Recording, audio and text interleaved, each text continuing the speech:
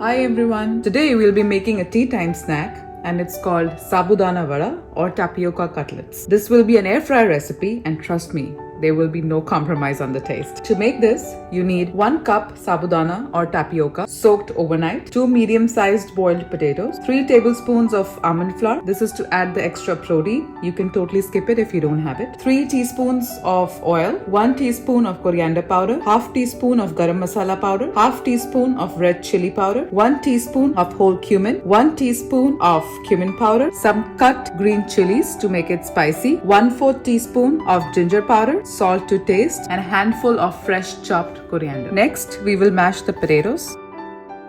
Now we'll take a mixing bowl and add all the ingredients. Add the tapioca, add the potatoes, add the almond flour, and I'll add all the spices.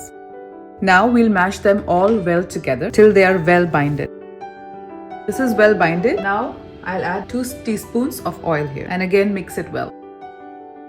We are now ready to roll these into balls. To make the balls, take some oil on your hands and rub it so it doesn't stick, and then take a small handful and start rolling them.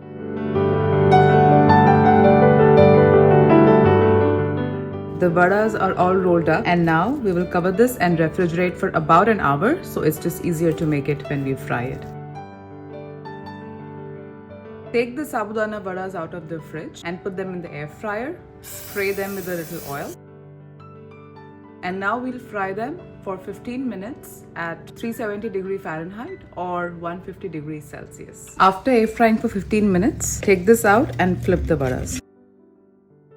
Spray some more oil on the other side and fry them for another 10 minutes. The sabudana vadas are all ready to eat.